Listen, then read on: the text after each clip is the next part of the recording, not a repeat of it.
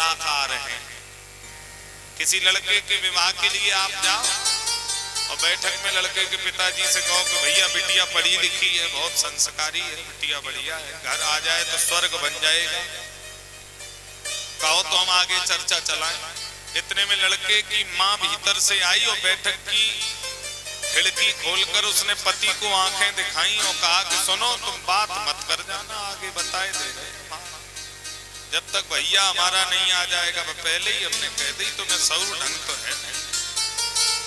Mummy ने भीतर से पिताजी को आंखें दिखाई, पिताजी चुप रह गए।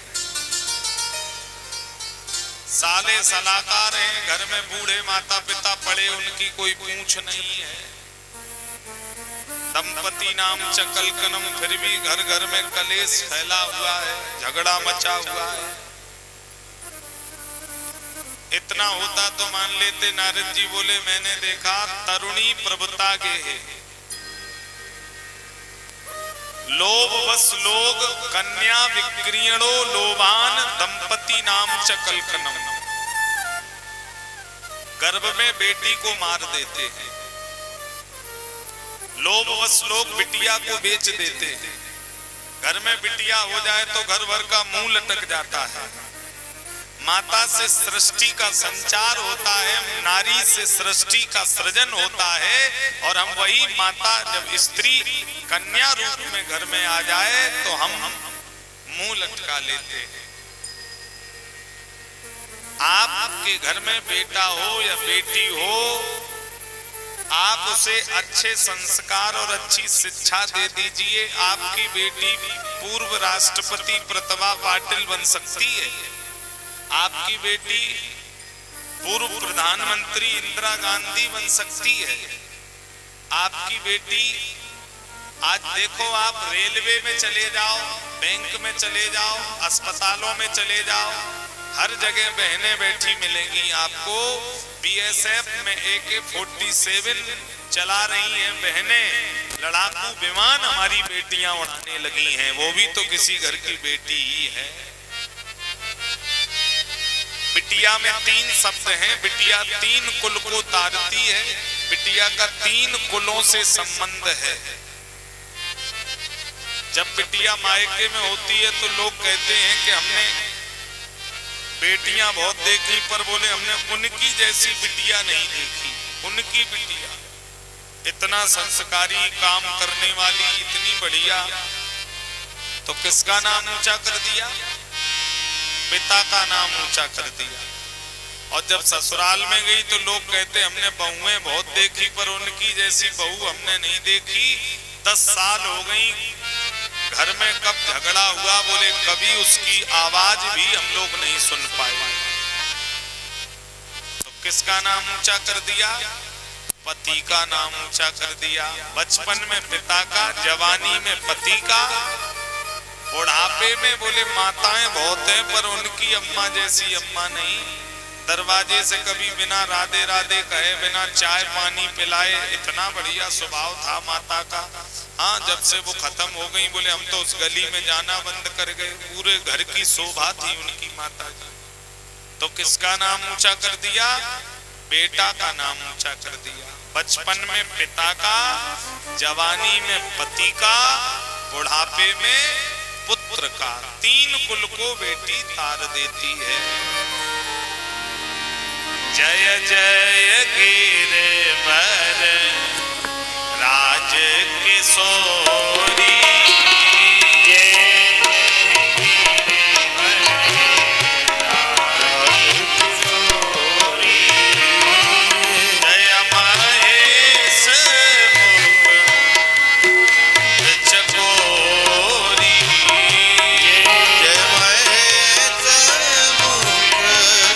चंद्र चकोरी।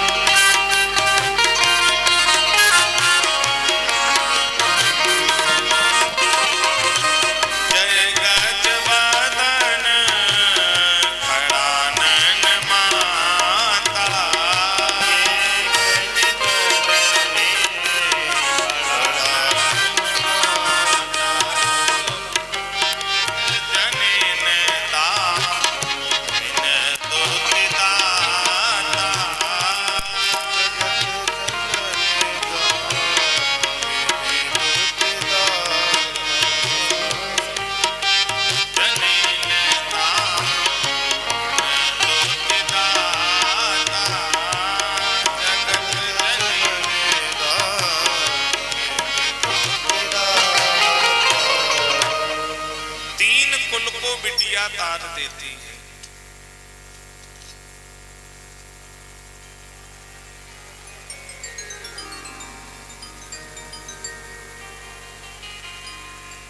इसलिए हम 21वीं सदी में हैं, बेटा और बेटी में कोई अंतर नहीं समझना चाहिए। और विचार करना, जिस लड़के को हम 90% संपत्ति दे देते हैं, बेटी को हम 5% देके 10-5 लाख शादी करके विदा कर देते हैं। यदि वो लड़का संस्कारी नहीं निकला तो बुढ़ापे पे कोई घर में आया गया, आप कहोगे कौन आया? लड़का कहेगा गया सो जाने दो, तुम चुपचाप ऐसे ही खटिया पे पड़े रहो। कौन दिन होगा जिस दिन ये बुढ़ा मरेगा? खून पी के रखेगा। जैसे सब दे दिया वो कह रहा कौन दिन होगा ये मरेगा। और जिस बिटिया को थोड़ा देकर भेजा है, उस बिटिया के घर से जब आप कभी 2, 4, 6, 10 दिन रुकने जाएं, और बिटिया के यहाँ से जब आप लौटेंगे तो बिटिया दरवाजे पे आंख में आंसू भर करके नीचे मुँह करके आपको विदा करेगी और कहेगी माता जी थोड़े दिन और बने रहती, पिताजी थोड़े दिन और बने रहते। ये प्रेम केवल बेटी दे सकती है मेरे भाई। बिटिया तो घर की क्यारी है, बिटिया घर की फुलवारी है।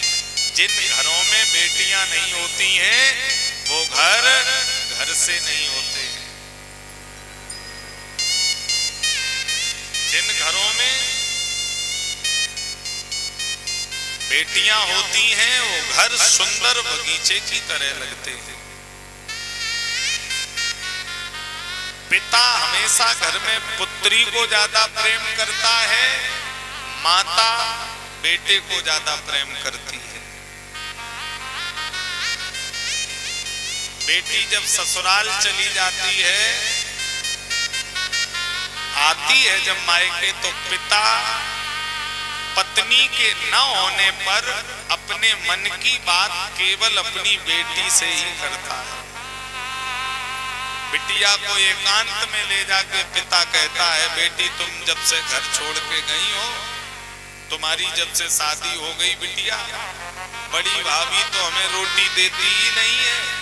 अब तो देख देख के छोटी वाली भी बिगड़ गई है। हमने अकेले में चुपचाप सुना है हमारे लड़के से लड़ती है हमारे लिए। अब बताओ जिस घर में हमने जिंदगी लगा दी बेटी, उस घर में हमें 2 वक्त की रोटी मिलने के झगड़े पड़े। अपने मन की बात पिता अपनी पुत्री से करता है। कन्या भ्रूण हत्या अपराध है, फिर भी लोग चोरी छुपे कन्या भ्रूण हत्या कराते हैं। नवरात्रि जैसे पर्व पर हम बेटी को देवी मानते हैं, उसको जल पिलाते हैं, उसको तिलक करते हैं, और स्वार्थ के लिए हम उसी कन्या को गर्भ में गला घोंट करके मार देते हैं। यत पापम ब्रह्म हत्यायाम द्विगुणम गर्भपातने, जो पाप ब्रह्म हत्या का होता है उसका दुगना पाप लगता है गर्भ में लड़की को मारने वाले पति और पत्नी को। ब्रह्म हत्या का दुगना पाप, मतलब जिसने गर्भ में बेटी की हत्या कराई है उसके कल्याण का संसार में कोई भी उपाय है ही नहीं। उसे तो घोर नरक में जाना ही जाना पड़ेगा, क्योंकि उसने कन्या की हत्या की है, और कन्या की हत्या से बड़ी कोई हत्या नहीं है मेरे भाई। बेटियां किसी की नहीं रहती हैं, गरीब की बेटी की भी डोली जाती है। आप ध्यान रखना हमेशा, बेटी अपने नसीब का लेकर के आती है, बेटी को आप देने वाले नहीं है। बिटिया अपने भाग्य का लेकर आएगी और अपने भाग्य का लेकर के चली जाएगी। जहां बजते हैं नक्कारे वहीं मातम भी रहते हैं। कन्या भ्रूण हत्या का सबसे बड़ा अपराध दहेज प्रथा है। अभी भी हमारे धर्म में बहुत सारी कमियां हैं। जैसे सती प्रथा हमारे यहाँ एक श्राप था पुराने जमाने में। पति मर जाता था तो पत्नी भी जिंदा चिता में बैठ करके शरीर त्यागती थी।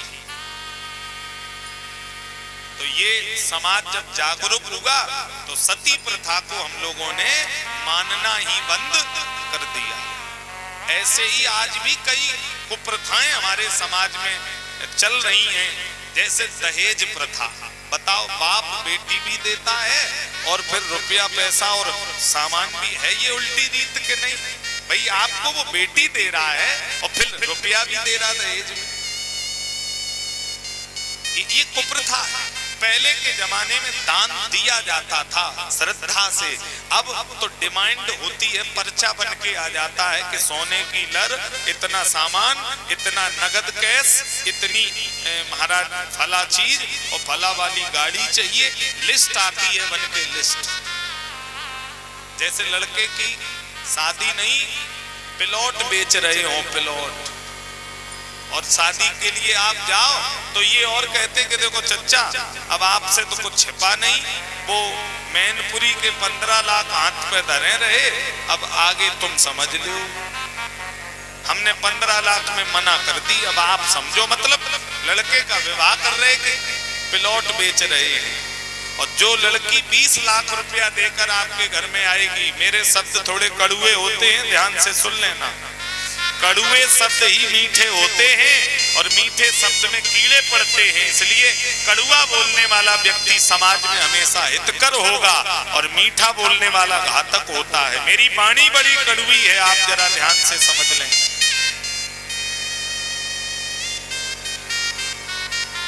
बहुत सुंदर विषय में आपके बीच में रख रहा हूं। जो लड़की 20 लाख रुपया देकर आपके घर में आएगी, क्या वो आपके बुढ़ापे में पैर दबाएगी? बोलो, क्या आपके पैर दाबेगी? क्या चूल्हे पर रोटी खिलाएगी? क्या वो सास ससुर की सेवा करेगी? वो ये कहेगी कि 20 लाख में मेरे बाप ने ये घर दिया है। बेड पे चाय मांगेगी, बेड पे, और तुम चाय देने वक्त करके जाओगे उसे। और सुनो, हजारों परिवार हम लोगों से जुड़े हैं, पूरे देश में हम लोग कथाएं करते हैं। 8 तारीख को आपके यहाँ कथा विराम है, 10 तारीख से मेरी इंदौर मध्य प्रदेश में कथा लगी हुई है। तो हम लोग इसीलिए बुलाए जाते हैं, पूरे देश के लोग हम लोगों को कथा इसीलिए बुलाते हैं कि हम लोग एक बिंदु, एक विषय आपके बीच में बहुत सोच समझ के मंथन करके लाते हैं। हाँ, ये कथा केवल गाना बजाना नहीं है, कथा वो है जो हृदय को परिवर्तन कर दे, हमारे जीवन को सुधार की ओर ले जाए, हमारे जीवन को संस्कार से भर दे। तो मैं निवेदन कर रहा था,